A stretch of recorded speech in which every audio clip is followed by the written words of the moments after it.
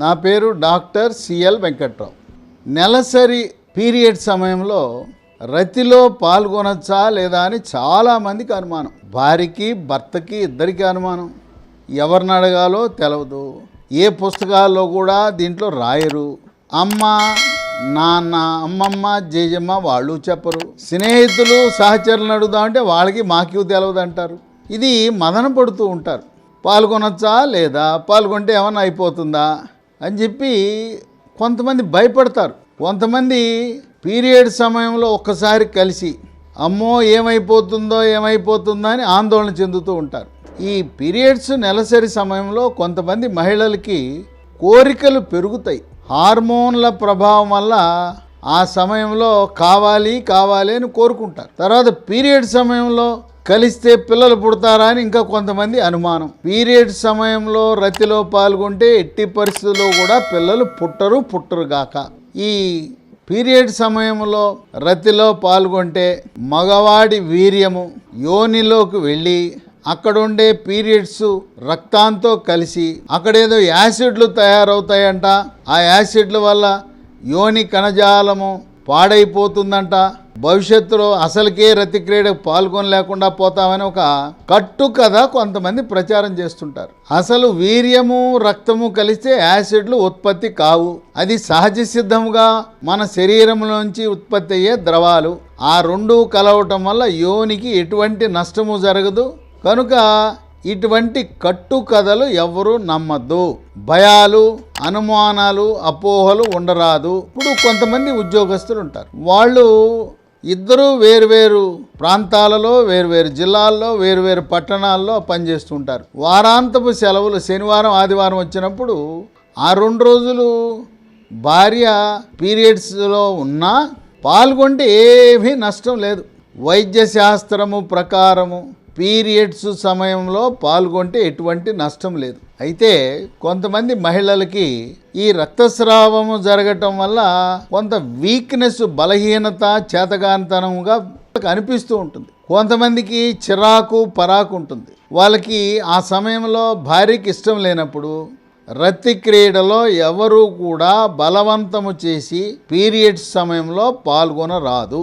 ఇరువురు ఇష్టపడితే రతి క్రీడలో పాల్గొనటం వల్ల ఎటువంటి అనర్థాలు, అనారోగ్య సమస్యలు ఉత్పన్నం కావు. అయితే పురుషుడికి పురుషాంగము ముందు భాగాన ఉండే చర్మంపై పొక్కులు, గుల్లలు, పుండ్లు.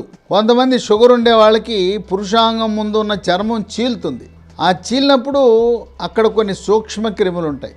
కనుక రతిలో పాల్గొనేటప్పుడు పురుషాంగముపై ఎటువంటి పుండ్లు, కురుపులు, పగుళ్ళు, చీలికలు లేకుండా కాపాడుకోవాలి. ప్రతి ఒక్క పురుషుడికి కూడా పెద్దవాళ్ళు ఆ ముందు చర్మాన్ని వెనక్కి తీసినప్పుడు పూర్తిగా వెళ్ళాలి వెనక్కి. ఎవరికైనా వెనక్కి చర్మము ముందు, పురుషాంగం ముందున్న చర్మం వెనక్కి పోవటం లేదు అంటే వాళ్ళు డాక్టర్ని సంప్రదించి సుల్తి, సర్కంసెషన్ చేయించుకోవాల్సిన అవసరం ఉంటుంది. ఎందుకంటే ఆ చర్మం వెనక్కి రాకపోతే చర్మానికి లోపల కొన్ని రకాలైన ద్రవాలు ఉత్పత్తి అవుతాయి. జిగురు లాంటి పదార్థం ఉత్పత్తి అవుతుంది. దాంట్లో సూక్ష్మ క్రిములు వృద్ధి చెందుతాయి. కనుక పురుషాంగం ముందు ఉన్న చర్మము వెనక్కి వెళ్ళిపోతే పురుషాంగాన్ని శుభ్రంగా కడుక్కోండి. ఈ పురుషాంగము శుభ్రము చేయటానికి యాంటీసెప్టిక్, డెటాలు, స్పిరిట్ లాంటివి వాడద్దు.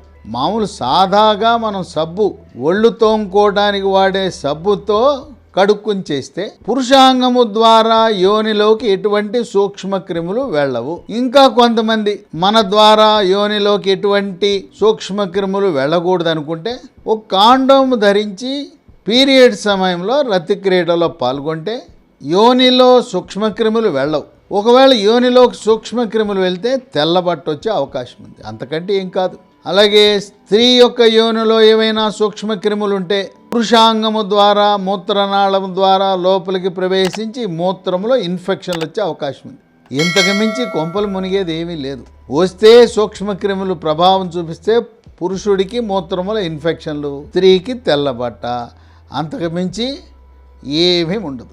అయితే ప్రతి ఒక్కరూ కూడా స్త్రీ శానిటరీ ప్యాడ్ తప్పనిసరిగా వాడాలి. ఇప్పటికీ కూడా గ్రామీణ ప్రాంతాల్లో పాత బట్టలు, చీరలు అవి వాడుతూ ఉంటారు. కౌమారిక బాలికలకి ప్రభుత్వ హాస్టల్లో ఉండే వాళ్ళకి అందరికీ ఆడపిల్లలకి కేంద్ర ప్రభుత్వం అన్ని రాష్ట్రాల్లో కూడా శానిటరీ ప్యాడ్స్ ఉచితంగా సరఫరా చేస్తూ ఉంది. కనుక నేటి అవసరం అది లగ్జరీ కాదు. తప్పనిసరిగా మెచ్యూర్ అయ్యి రజస్వలైన ఆడపిల్లలందరూ కూడా శానిటరీ ప్యాడ్స్ తప్పనిసరిగా వాడాలి. ఈ పీరియడ్స్ వచ్చిన సమయంలో మంచి పౌష్టిక ఆహారం తీసుకోవాలి. ఇనుము, ఫోలిక్ యాసిడ్ అధికంగా ఉండే ఆకుకూరలు, మొలకలు, నానబెట్టిన డ్రై ఫ్రూట్స్, తాజా పండ్లు, చిరుధాన్యాలు, వీటిలో ఇనుము, ఫోలిక్ యాసిడ్ అధికంగా ఉండటం వల్ల రక్తము శాతం పెరుగుతుంది. హీమోగ్లోబిన్ శాతము ఆకుకూరల్లో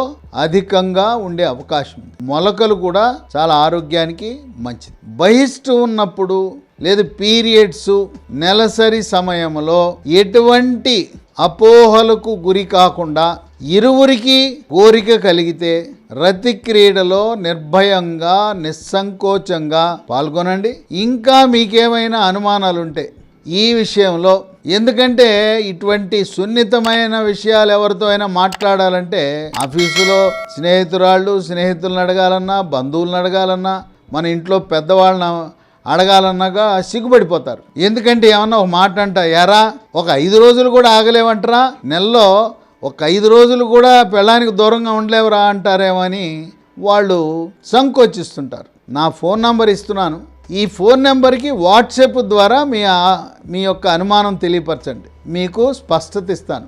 డాక్టర్ సిఎల్ వెంకట్రావు, 9840555806 9840555806 ఈ నంబర్కి వాట్సాప్ ఉంది. వాట్సాప్ ద్వారా మీ ప్రశ్న, మీకున్న అనుమానము నాకు పంపిస్తే మీ అనుమానాన్ని నివృత్తి చేయటానికి నేను సిద్ధంగా ఉన్నాను.